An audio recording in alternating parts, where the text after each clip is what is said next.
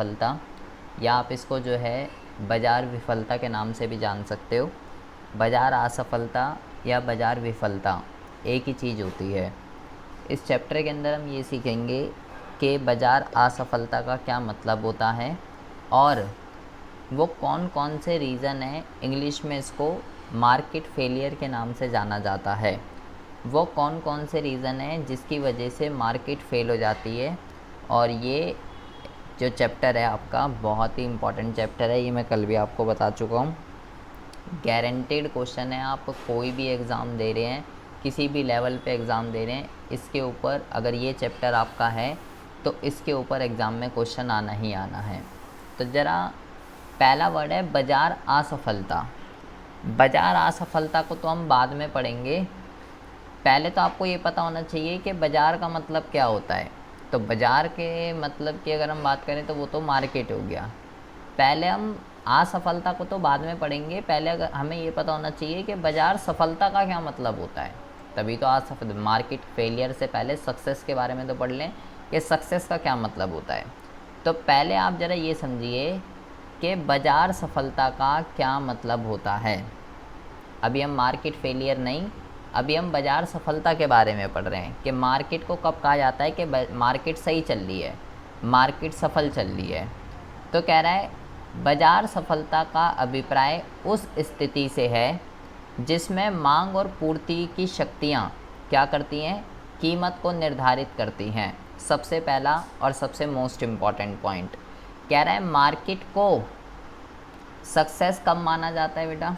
Market को success तब माना जाएगा जब सबसे पहली बात तो कीमत का निर्धारण कौन करेगा, कीमत का निर्धारण जब मांग और पूर्ति की शक्तियाँ करती हैं तो हम बोलते हैं कि मार्केट जो है सक्सेस हो रही है। सबसे पहला पॉइंट जो आपको ध्यान रखना है।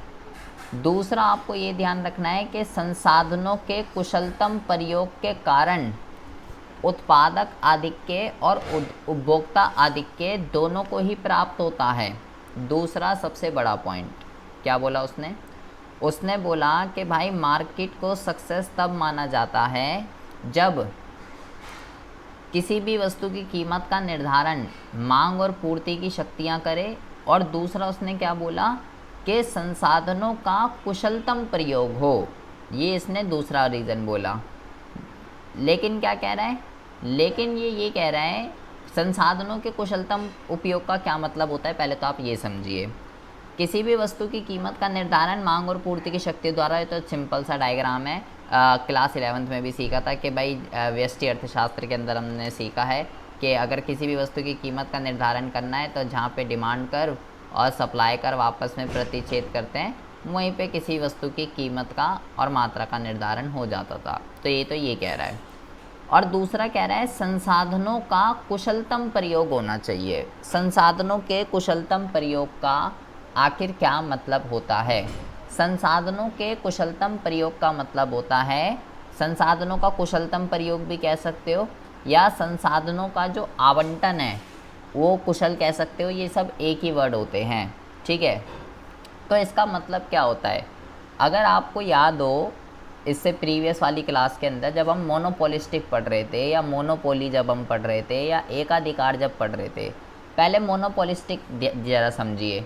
एक हमने वर्ड पढ़ा था एक्सेस कैपेसिटी वाला, अगर आपको याद है मोनोपोलिस्टिक के अंदर तो हम पढ़ रहे थे कि मोनोपोलिस्टिक में एक्सेस कैपेसिटी होती है, मतलब उसको जितना उत्पादन करना चाहिए, जो उसकी एवरेज कॉस्ट जिस पॉइंट पे मिनिमम आ रही होती है वो उतना उत्पादन नहीं कर रहा होता। एक्सेस कैपेसिटी वाला जो आपको मैंने एक पॉइंट पढ़ाया था मोनोपोलिस्टिक के अंदर, तो वहाँ पे वो अपनी क्षमता का प्रयोग उतना नहीं करता जहाँ पे उसकी एवरेज कॉस्ट क्या होती है, मिनिमाइज होती है, उससे कम प्रोडक्शन करता है। और रही बात एकाधिकार वाले की, तो वो तो भाई एक ही है, अकेला है, जो उसका मन करता है वो करता है, और उसका मन क्या करता है, वो खुद ही कीमत निर्धारित करता है और कभी भी ऑप्टिमम पे प्रोडक्शन नहीं करता, मतलब जितनी प्रोडक्शन उसको करनी चाहिए उतनी प्रोडक्शन नहीं करता। संसाधनों के कुशलतम आवंटन का ये मतलब है कि जिस पॉइंट पे, बहुत ही ज़्यादा ध्यान से समझेंगे, जिस पॉइंट पे आपकी जो एवरेज कॉस्ट है ना जिस पॉइंट पे न्यूनतम आती है, मिनिमम आती है, जैसे एवरेज कॉस्ट ऐसे बनता है, तो यहाँ पे जिस पॉइंट पे मिनिमम आती है वहाँ प्रोडक्शन होनी चाहिए। तो एक बारी आप एक्सेस कैपेसिटी वाली वीडियो देखोगे ना तो आपको समझ में आ जाएगा। वहाँ मैंने आपको ये बताया था कि पूर्ण प्रतियोगिता में एक्सेस कैपेसिटी नहीं होती, क्योंकि वहाँ पे प्रोड्यूसर जो है वहीं पे प्रोडक्शन कर रहा होता है जहाँ पे एवरेज कॉस्ट मिनिमम होती है। लेकिन मोनोपोलिस्टिक में एक्सेस पाई जाती है, एक्सेस कैपेसिटी, मतलब कि उसको जितनी प्रोडक्शन करनी चाहिए वो उतनी नहीं करता। मोनोपोली में तो वो अकेला वो तो करता ही नहीं है, उसका तो जो मन करता है वो करता है, और वो क्या करता है, वो भी ऑप्टिमम यूटिलाइजेशन पे नहीं करता है प्रोडक्शन जितनी उसको करनी चाहिए। वो कम प्रोडक्शन करता है, प्राइस ज़्यादा चार्ज करता है, और अपने प्रॉफिट को क्या करता है, मैक्सिमाइज़ करता है। और अल्पाधिकार का भी सेम ऐसे ही है। मतलब पूर्ण प्रतियोगिता बाज़ार को छोड़कर, पूर्ण प्रतियोगिता बाज़ार को छोड़ के, पूर्ण प्रतियोगिता बाज़ार तो ऑप्टिमम पे प्रोडक्शन करता है, लेकिन एकाधिकार, एकाधिकारिक और अल्पाधिकार, ये जो तीनों बाज़ार हैं, एकाधिकार वाला मैंने आपको बोला वो अकेला ही है, तो वो भी ऑप्टिमम पे नहीं करता। मोनोपोलिस्टिक हमने एक्सेस कैपेसिटी पढ़ाई है, वो भी नहीं करता, और अल्पाधिकार वाला भी नहीं करता।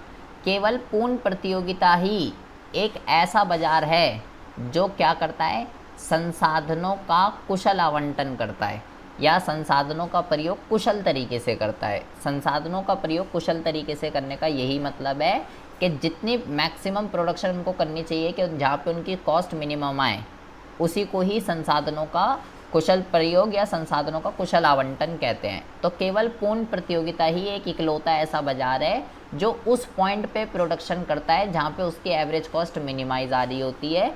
इसलिए केवल पूर्ण प्रतियोगिता में ही संसाधनों का जो आवंटन है ना वो कुशल हो पाता है। एकाधिकार, एकाधिकारिक और अल्पाधिकार, यहाँ पे संसाधनों का आवंटन कुशल नहीं होता। तो देखिए क्या कह रहा है, तो ये कह रहा है कि भाई ऐसा तो जो है केवल कैसा, दो चीज़ें बोली है बेटा उसने, बहुत ज़्यादा ध्यान से समझेंगे। किसी भी वस्तु की कीमत का निर्धारण मांग और पूर्ति की शक्तियों के द्वारा हो, और संसाधनों का जो आवंटन है वो कुशल हो। ये दोनों की दोनों कंडीशन कह रहा है भाई केवल पूर्ण प्रतियोगिता में ही पॉसिबल हो पाती है। एकाधिकार, एकाधिकारिक और अल्पाधिकार बाजार, इनमें जो है भाई ये कंडीशन पूरी नहीं हो पाती। क्यों नहीं हो पाती? क्योंकि ये सभी स्वयं कीमत निर्धारक होते हैं। मैंने आपको एकाधिकार, एकाधिकारिक, अल्पाधिकार इनके बारे में बताया। क्या आप मुझे बता सकते हैं पूर्ण प्रतियोगिता में कौन कीमत निर्धारित करता है? पता है आपको? पूर्ण प्रतियोगिता में उद्योग। हाँ, और कैसे कीमत डिसाइड करता है? उद्योग भी कैसे करेगा कीमत डिसाइड? ऐसे हवा में बोल देगा हाँ ठीक है ये रख लो। मांग के अनुसार। मांग नहीं, मांग और पूर्ति। कल हमने जो, अरे कल जितने भी डायग्राम समझे हैं उद्योग का बना रहे थे, फर्म का बना रहे थे, जहाँ उद्योग की मांग और उद्योग की पूर्ति जहाँ आपस में बराबर होते हैं वहाँ पूर्ण प्रतियोगिता में क्या होता है, कीमत का निर्धारण होता है वहाँ पे। तो पहली कंडीशन भी पूरी हो रही है, और मैंने बोला ये उसी पॉइंट पे प्रोडक्शन करता है जहाँ पे एवरेज कॉस्ट मिनिमाइज हो रही होती है, मतलब संसाधनों का कुशल प्रयोग करता है। लेकिन एकाधिकार, एकाधिकारिक और अल्पाधिकार वाला, ये तीनों तो खुद ही कीमत डिसाइड करते हैं, जो इनका मन चाहता है वो कीमत रखते हैं, ये हमने पढ़ा है। और तो पहली कंडीशन तो हाँ जी कौन, फर्म या उद्योग? बेटा क्या बोला आपने, दोबारा बोलिए।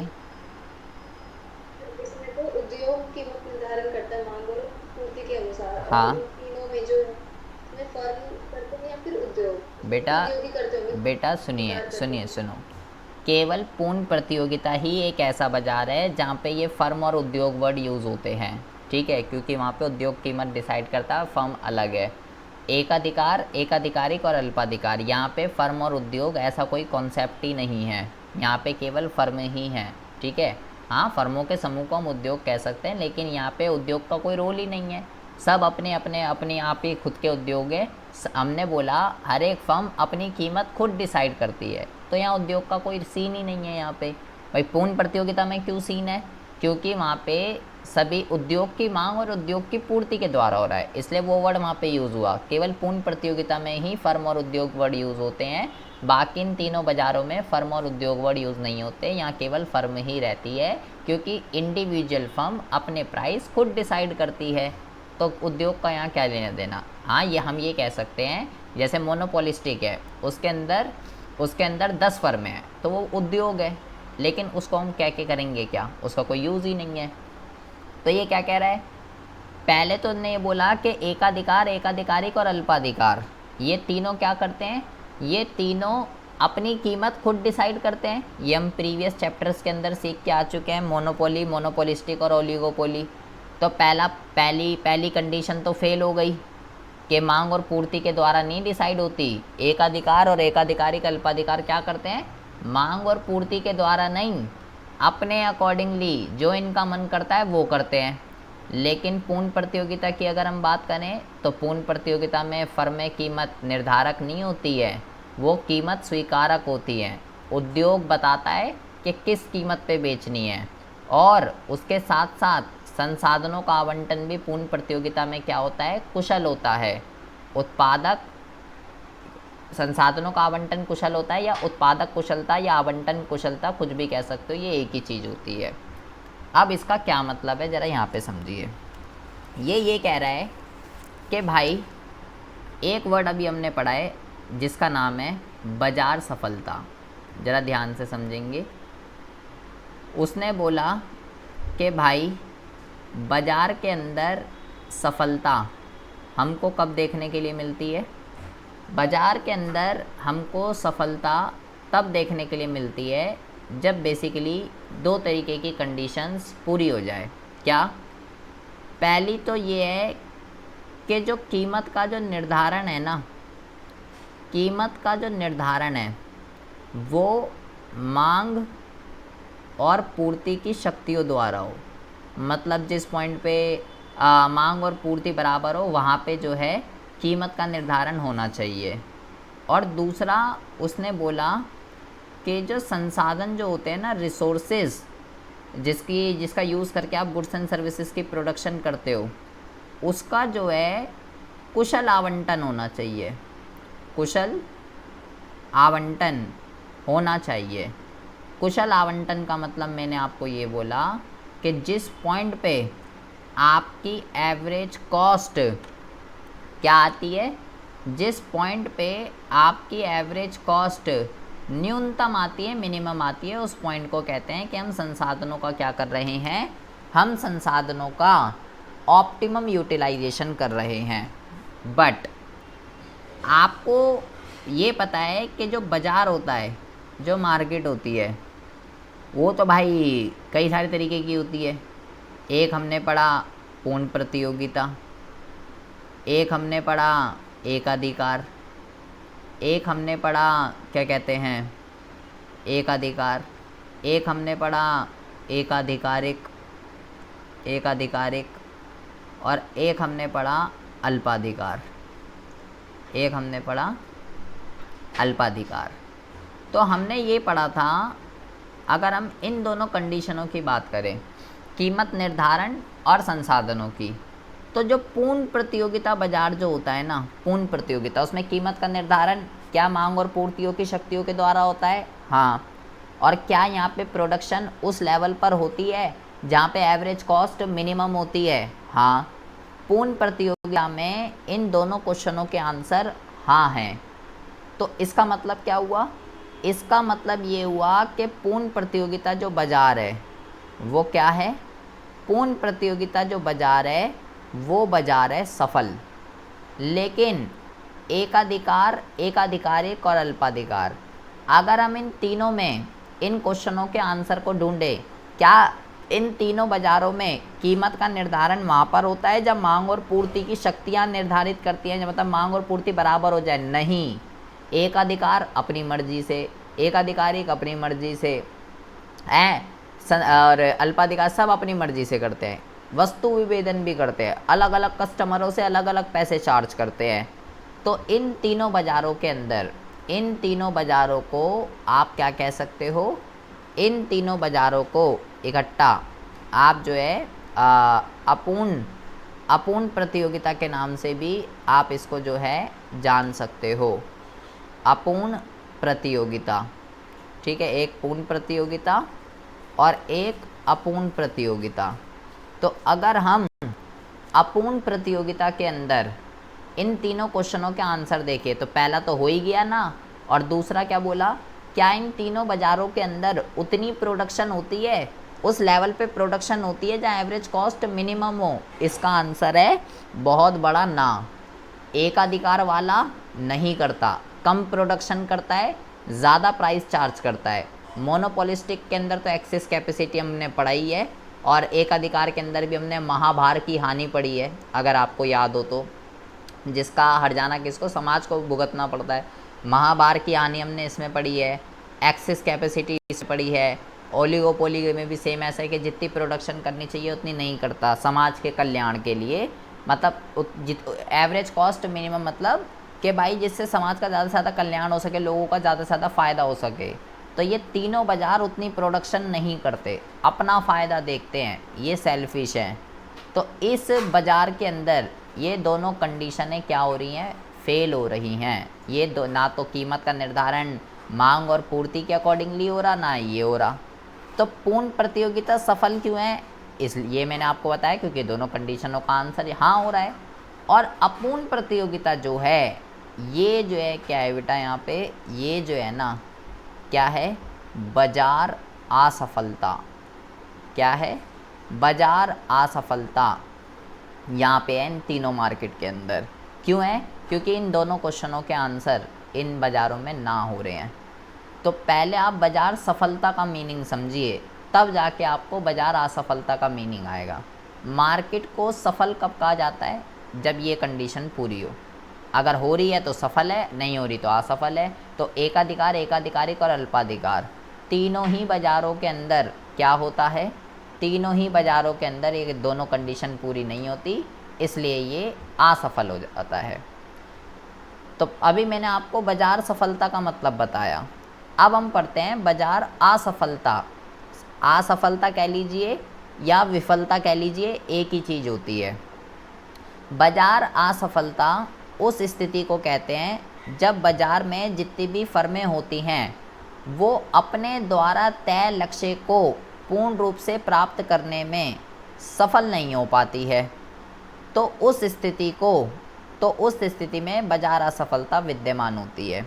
मतलब कि क्या बोला उसने, जब फर्में अपने द्वारा तय लक्ष्य को पूर्ण रूप से प्राप्त करने में सफल नहीं हो पाती, मतलब फर्मों का जो टारगेट है, जो ऑब्जेक्ट है, जब हम उसको अचीव नहीं कर पाएंगे तो भाई मार्केट फेलियर हो जाएगा। या इसका अर्थ यह नहीं है, इसका अर्थ यह नहीं है कि फर्म हानि उठा रही हैं या कुछ भी लाभ प्राप्त नहीं कर रही, बल्कि इसका अर्थ यह है कि फर्में अपने निर्धारित लक्ष्य को प्राप्त करने में सफल नहीं हो पा रही। मतलब कि जो उनका टारगेट है, जो उनका ऑब्जेक्ट है, वो अचीव नहीं हो पा रहा। ये भी आप समझ सकते हो, या जो अभी हमने समझा कि भाई जिस मार्केट के अंदर कीमतों का निर्धारण और संसाधनों का आवंटन कुशल नहीं होता, वहाँ क्या हो जाता है, वहाँ जो है मार्केट फेलियर जो है वो हो जाता है। ये भी आप जो है यहाँ पे क्या कर सकते हो, लिख सकते हो। इसके अलावा अगर आप जो है और कुछ लिखना चाहते हो कि अगर ये मीनिंग आपको सही ना लग रहा हो, तो आप ये भी लिख सकते हो, क्या कहते हैं, अगर एक आसान सा मैं मीनिंग बोलूँ इसका, तो आप ये लिखेंगे बाज़ार असफलता के अंदर, लिख लीजिएगा चाहे इसको नोट करके वीडियो में, कि कुछ परिस्थितियाँ ऐसी होती हैं जिसमें बाज़ार अधिकतम सामाजिक कल्याण की स्थिति को प्राप्त नहीं कर पाता। मैंने यहाँ पे एक वर्ड यूज़ करा है जिसका नाम क्या है, जिसका नाम है अधिकतम सामाजिक कल्याण, मैक्सिमम सोशल वेलफेयर। ये वर्ड मैंने यहाँ पे यूज़ किया है। मैंने बोला इसका मतलब क्या है कि लोगों को ज़्यादा से ज़्यादा फ़ायदा हो, समाज का ज़्यादा से ज़्यादा कल्याण हो, ये हमने यहाँ पे वर्ड यूज़ करा है।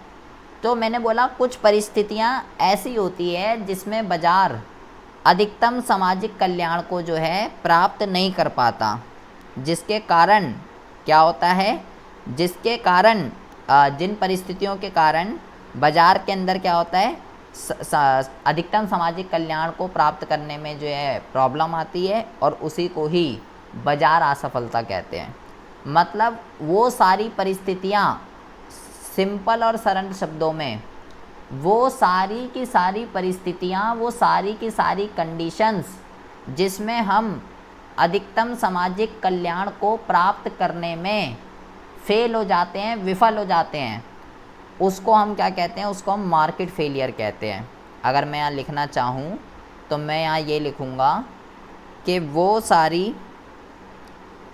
सारी परिस्थितियाँ, मैं इसके मीनिंग में इतना वो दे रहा हूँ क्योंकि बच्चे पढ़ लेते हैं पूरा लेकिन समझ नहीं आता मार्केट फेलियर होता क्या है। वो सारी परिस्थितियाँ जिसमें हम अधिकतम सामाजिक कल्याण, अधिकतम सामाजिक कल्याण का मतलब मैंने आपको क्या बोला कि समाज का ज़्यादा से ज़्यादा क्या हो, समाज का ज़्यादा से ज़्यादा फ़ायदा हो। तो वो सारी की सारी परिस्थितियाँ जिसमें हम अधिकतम सामाजिक कल्याण को प्राप्त करने में विफल हो जाते हैं, फेल हो जाते हैं, विफल हो जाते हैं, उसको हम क्या कहते हैं, उसको हम जो है भाई मार्केट फेलियर के नाम से जानते हैं। अगर आपको ये वाला मीनिंग नहीं पढ़ना तो ये वाला मीनिंग भी आप जो है पढ़ सकते हो। अब हमने यहाँ पे बोला वो सारी परिस्थितियाँ मतलब वो सारी सरकमटेंसेस, वो सारी सिचुएशन, वो सारी स्थितियाँ जहाँ पे हम मैक्सिमम सोशल वेलफेयर को प्राप्त नहीं कर पाते। तो वो कौन कौन सी स्थितियाँ हैं ये ज़रा हमको समझना है। इसको आप जो है सोर्सेज ऑफ मार्केट फेलियर के नाम से भी जान सकते हो कि कौन कौन से वो सोर्स हैं, कौन कौन सी वो परिस्थितियाँ हैं, कौन कौन से वो रीज़न है जिसकी वजह से मार्केट जो है वो फेल हो जाती है। बाजार असफलता के लिए उत्तरदायी कारक, इसको सोर्स ऑफ मार्केट फेलियर भी कहते हैं, ठीक है। या जो हमने ऊपर डेफिनेशन पढ़ी है वहाँ पे कि वो सारी परिस्थितियाँ जहाँ पे हम मैक्सिमम सोशल वेलफेयर, अधिकतम सामाजिक कल्याण को प्राप्त नहीं कर पाएंगे, तो वो कौन कौन सी सिचुएशन होती है ये आपको ज़रा समझना है। इसी चीज़ों ये 4 चीज़ें हैं यहाँ पे, ठीक है। वैसे तो बहुत ज़्यादा होती है, 6-7 होती हैं, लेकिन अभी हमारे को फ़िलहाल 4 से 5 ही पढ़नी है। कह रहा है बाजार असफलता की स्थिति तब होती है जब संसाधनों का आवंटन जो है वो अकुशल होता है। भाई हमने पढ़ा ना, अभी मैंने आपको यहाँ पे बताया कि बाजार को सफल कब बोलेंगे, बाजार को सफल तब बोलेंगे जब संसाधनों का आवंटन कुशल हो। लेकिन अगर संसाधनों का आवंटन अकुशल हो जाए तो क्या होगा, मार्केट फेलियर हो जाएगा और उत्पादक कुशलता या आवंटन कुशलता नहीं रहेगी। वो कौन कौन से रीज़न हैं जिसकी वजह से ऐसा होगा, तो ये देखिए। सबसे पहला रीज़न, बहुत ज़्यादा ध्यान से सुनेंगे, इन्हीं को ही हमें डीप से पढ़ना है विद डायग्राम। जैसे पहला जो रीज़न है वो है प्रतियोगिता के अभाव में। प्रतियोगिता के अभाव के अंदर मतलब जो भी मैंने यहाँ पे आपको बताया बेटा, ये वाला एकाधिकार, एकाधिकार एक और अल्पाधिकार, जिसको आप अपूर्ण प्रतियोगिता के नाम से भी जान सकते हो। यहाँ मार्केट फेल हो जाता है क्योंकि इन दोनों क्वेश्चनों के आंसर यहाँ पे क्या हैं, ना हैं। तो जो प्रतियोगिता का अभाव है, प्रतियोगिता का अभाव भी कह सकते हो, अपूर्ण प्रतियोगिता भी कह सकते हो, या एकाधिकार, एकाधिकार एक या अल्पाधिकार कुछ भी कह सकते हो। सबसे पहला रीज़न ये है कि भाई इन तीनों मार्केट में मार्केट क्या हो रही है, फेल हो रही है। एकाधिकार शक्ति के विद्यमान होने पर, एकाधिकार बाजार में मोनोपोली पावर होती है, महाभार की हानि होती है, क्या होता है, बाजार असफलता उत्पन्न हो जाती है। एकाधिकार बाजार में बाजार असफलता के कारण संसाधनों का आवंटन कुशल तरीके से नहीं हो पाता, समाज को महाभार की हानि उठानी पड़ती है। आ गया यही वर्ड पहला, एकाधिकार। एकाधिकारिक की अगर हम बात करते हैं, मोनोपोलिस्टिक की, उसमें एक्सेस कैपेसिटी होती है, अतिरिक्त क्षमता होती है, जहाँ संसाधनों का अकुशल प्रयोग होता है। आ गया दूसरा वर्ड। और अल्पाधिकार बाजार भी सफल बाजार नहीं होता, वो भी उतनी प्रोडक्शन नहीं करता जितनी की करनी चाहिए। तीनों मार्केट के बारे में बेटा उसने आपको बताया कि अगर मैं एकाधिकार के बारे में बात करूं तो जी एकाधिकार में रहता है एकाधिकार शक्ति, मोनोपोली पावर, महाभार की हानि। एकाधिकार में तो कई सारी चीज़ें हैं। एकाधिकारिक की बात करूँ तो एक्सिस कैपेसिटी है। अल्पाधिकार की बात करूँ तो कह रहा है वो भी इन्हीं के जैसा ही है, उतनी प्रोडक्शन नहीं करता और कीमत भी मांग और पूर्ति के अकॉर्डिंगली नहीं चलती। तो इन तीनों के कॉम्बिनेशन को एकाधिकार, एकाधिकारिक और अल्पाधिकार, इन तीनों के कॉम्बिनेशन को ही यहाँ पे क्या नाम दिया गया है? प्रतियोगिता का अभाव, या इसको आप बेटा अपूर्ण प्रतियोगिता के नाम से भी जान सकते हो, क्योंकि एग्ज़ाम में अपूर्ण प्रतियोगिता लिख के आ जाता है। ठीक है, तो सबसे पहला जो रीज़न है मैंने बोला था, वो सारी परिस्थितियाँ जो कि मैक्सिमम सोशल वेलफेयर, अधिकतम सामाजिक कल्याण को प्राप्त नहीं होने देगी, समाज का ज़्यादा से ज़्यादा कल्याण नहीं होने देगी, वो कौन सा है? सबसे पहला है ये। तीनों मार्केट के अंदर क्या हो रहा है? मैक्सिमम सोशल वेलफेयर नहीं हो रहा। तो ये बाजार असफलता का सबसे पहला रीज़न है। इसमें एग्ज़ाम में 3 तरीके से मैं आपको क्वेश्चन बता रहा हूँ, क्या आपको ध्यान रखना है। अगर पहला वो आपसे क्वेश्चन पूछेगा कि बताइए आखिर कैसे प्रतियोगिता के अभाव के कारण बाजार असफल हो जाता है, यही लिखेगा, यही कि कैसे प्रतियोगिता के अभाव के कारण बाजार असफल हो जाता है। या वो बोलेगा कि समझाइए कि अपूर्ण प्रतियोगिता कैसे बाजार असफलता का कारण है। अपूर्ण प्रतियोगिता वर्ड उसने यूज़ करा, क्योंकि मैंने बोला उन तीनों को अपूर्ण प्रतियोगिता भी कह सकते हैं। या वो सीधा सीधा पूछेगा कि भाई बता एकाधिकार बाजार आखिर कैसे मार्केट फेलियर का रीज़न है, सीधा ही पूछ लेगा। एकाधिकार के बारे में भी पूछ सकता है, एकाधिकारिक के बारे में भी पूछ सकता है और अल्पाधिकार के बारे में भी पूछ सकता है। तीनों में से 3 बाजार हैं इसके अंदर, तीनों में से किसी पर्टिकुलर बाजार को टारगेट करके भी पूछ सकता है, खासकर एकाधिकार का पूछता है, या अपूर्ण प्रतियोगिता वर्ड भी यूज़ कर सकता है, या प्रतियोगिता का अभाव वर्ड भी यूज़ कर सकता है। तो तीनों तरीके से क्वेश्चन आए, एक ही बात है। अभी हम इसको डीप से पढ़ने वाले हैं। अच्छा जी, ठीक है। और कौन कौन से रीज़न हैं जिसकी वजह से मार्केट फेल हो जाती है? ये तो सबसे पहला रीज़न था, चलो ठीक है, जहाँ पे कीमत मांग और पूर्ति की शक्तियों के द्वारा नहीं हो रही निर्धारित, और संसाधनों का आवंटन भी कुशल तरीके से नहीं हो रहा। दूसरा जो सबसे बड़ा रीज़न है, इसको कहते हैं बेटा सार्वजनिक वस्तुएं। बहुत ही ज़्यादा इम्पॉर्टेंट है ये एग्ज़ाम के पॉइंट ऑफ व्यू से। कह रहा है सार्वजनिक वस्तुओं की स्थिति में भी बाजार जो है ना वो असफल हो जाता है। पहले तो हमको ये पता होना चाहिए, इसके बारे में हम पढ़ेंगे कि सार्वजनिक वस्तुएं क्या होती हैं और आखिर कैसे या मार्केट फेलियर होता है। तो कह रहा है क्योंकि सार्वजनिक वस्तुएं वह वस्तुएं होती हैं जिसके उपभोग को प्रतिबंधित नहीं किया जा सकता। इसका क्या मतलब होता है? इसका ये मतलब होता है कि वो सारे के सारे गुड्स जो सरकार आपको उपलब्ध कराती है, और यहाँ पे एक लाइन लिखी गई है कि जिसके उपभोग से क्या नहीं किया जा सकता? प्रतिबंधित नहीं किया जा सकता। इस लाइन का क्या मतलब होता है कि अगर भाई आप अभी देखो नीचे हम पढ़ते हैं, जैसे कि कह रहा है ये वह वस्तुएं हैं जिनका प्रयोग संपूर्ण समाज के द्वारा होता है। पूरा समाज, पूरा का पूरा समाज, पूरी की पूरी सोसाइटी एक साथ इनकी कंजम्पशन करती है। अब सरकार ने सड़कें बना दी, पुल बना दिए, पार्क बना दिए, तो क्या मैं ये कहूँ कि आज ये सरकार ने सड़क बनाई है तो मैं टैक्स देता हूँ सरकार को, तो ये सड़क पे तो मैं ही जाऊँगा बस, तुम नहीं जाओगे? ऐसा हो सकता है क्या? नहीं हो सकता। चाहे कोई बंदा टैक्स देता हो सरकार को, चाहे कोई बंदा टैक्स ना देता हो, वो बंदा भी सड़क, पार्क और पुल का यूज़ करता है जो टैक्स देता है, और वो बंदा भी इनका यूज़ करता है जो टैक्स नहीं देता।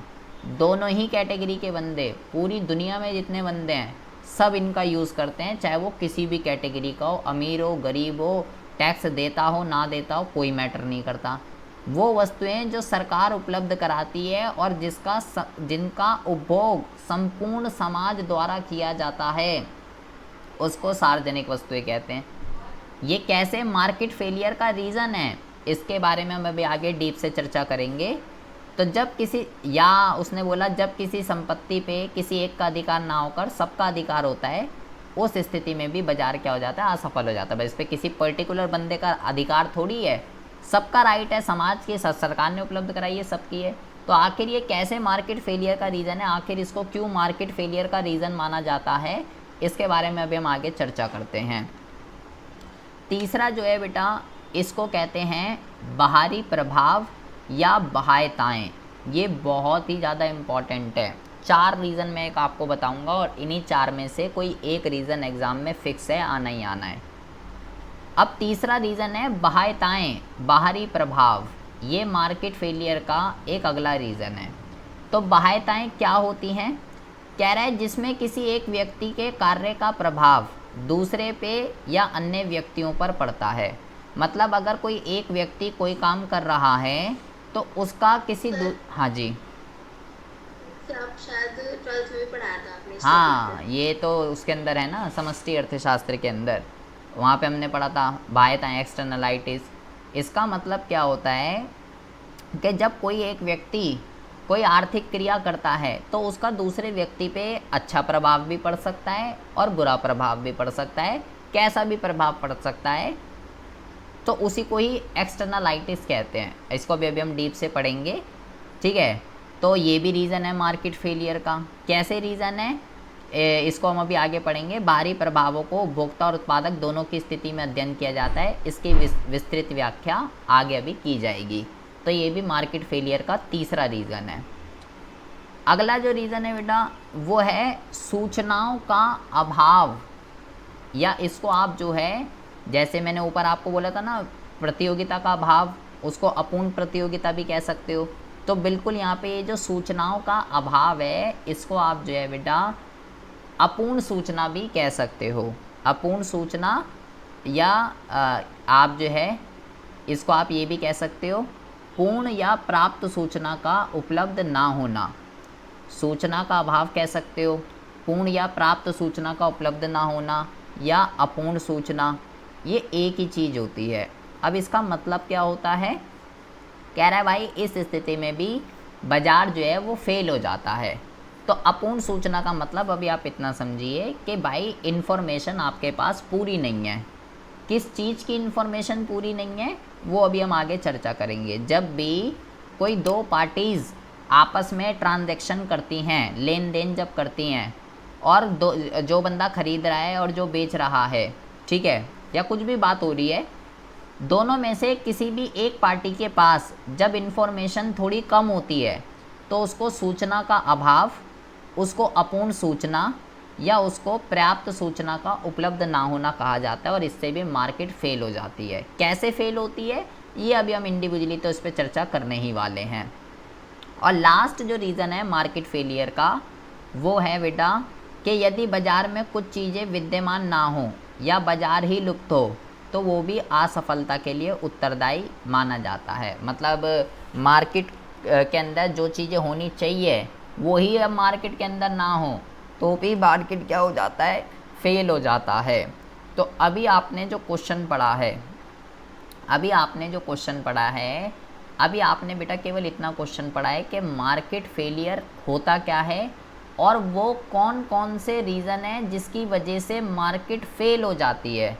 तो यहाँ पे बेटा हमने 5 रीज़न पढ़े हैं। पहला हमने पढ़ा है प्रतियोगिता का अभाव, इसको अपूर्ण प्रतियोगिता भी कह सकते हैं। दूसरा हमने पढ़ा है बेटा सार्वजनिक वस्तुएं। तीसरा हमने पढ़ा है बाह्यताएं या बाहरी प्रभाव। और चौथा हमने पढ़ा है सूचनाओं का अभाव। 5वां ऐसे ही है, 5वें का कुछ वो नहीं है। और भी इसके रीज़न होते हैं लेकिन वो हमारे लिए वो ऐसे ही हैं थ्योरेटिकल। जो सबसे इम्पॉर्टेंट है बेटा वो ये शुरू के 4 हैं। पहला अपूर्ण प्रतियोगिता, दूसरा सार्वजनिक वस्तुएं, तीसरा बाह्यताएं और चौथा सूचनाओं का अभाव। तो अभी आपका जो क्वेश्चन बनता है वो ये बनता है कि बाज़ार असफलताएं क्या होती हैं या बाज़ार विफलता से आप क्या समझते हैं, और उसके लिए उत्तरदायी कारक बताइए कि वो कौन कौन से हैं जिसकी वजह से मार्केट फेल होता है। तो आपको ये 5 लिखने पड़ेंगे। ये आपका एक क्वेश्चन बन गया। ऐसे भी आता है एग्ज़ाम के अंदर, या वो आपसे सीधा पूछेगा जो हमने ये 4 पढ़े हैं कि भाई ये बता कि आखिर कैसे सूचना का अभाव मार्केट फेलियर का रीज़न है, बाह्यताएं आखिर कैसे मार्केट फेलियर का रीज़न है, या क्या कहते हैं ये सार्वजनिक वस्तुएं आखिर कैसे मार्केट फेलियर का रीज़न है, या प्रतियोगिता का अभाव आखिर कैसे मार्केट फेलियर का रीज़न है। इन 4 में से एक आना है, लेकिन आना कंफर्म है, गारंटीड है, फिक्स है, आएगा ही आएगा। तो आप इन चारों को घोल के पी जाएंगे। और ख़ासकर पहला, दूसरा और तीसरा, प्रतियोगिता का अभाव, सार्वजनिक वस्तुएं, और ये आपका तीसरे वाला जो है तीसरा जो है क्या था तीसरा, बाह्यताएँ, ये तो बहुत ही ज़्यादा इम्पॉर्टेंट है। तो हम 1 बाय 1 अब सीखेंगे कि आखिर पहला रीज़न कैसे मार्केट फेल करता है, दूसरा रीज़न कैसे करता है, तीसरा कैसे करता है और चौथा कैसे करता है। बट आपको बेटा पहले मार्केट फेलियर का मतलब पता होना चाहिए। मैंने यहाँ पे 15 मिनट तक मार्केट फेलियर का मीनिंग इसलिए बताया जा रहा हूँ क्योंकि बच्चे पूरा उनको समझ ही नहीं आता क्या मार्केट फेलियर है क्या। तो मार्केट फेलियर को समझने से पहले मार्केट सक्सेस का क्या मतलब होता है, पहले मैंने आपको वो बताया कि जब कीमत का निर्धारण मांग और पूर्तियाँ करेंगी और संसाधनों का आवंटन कुशल होगा, मतलब प्रोड्यूसर उतनी प्रोडक्शन करेगा जो समाज के कल्याण के लिए मैक्सिमम है, तब हम बोलते हैं कि हाँ भाई अधिकतम सामाजिक कल्याण हो रहा है, ये उत्पादक उतनी प्रोडक्शन कर रहा है जिससे समाज को ज़्यादा से ज़्यादा फ़ायदा हो रहा है। लेकिन अगर ये दोनों कंडीशन पूरी हो रही है तो मार्केट सक्सेस है, अगर ये दोनों ही कंडीशन फेल हो जाएं तो मार्केट सक्सेस नहीं होती है। तो पहले तो आप मुझे इतना बता दीजिए कि बाज़ार असफलता, जिसको हम बाज़ार विफलता भी कहते हैं, ये क्या होता है और वो कौन कौन से सोर्सेज हैं, वो कौन कौन सी परिस्थितियाँ हैं जहाँ मार्केट फेल हो जाएगी। पहले तो आपको इतना समझ में आना चाहिए।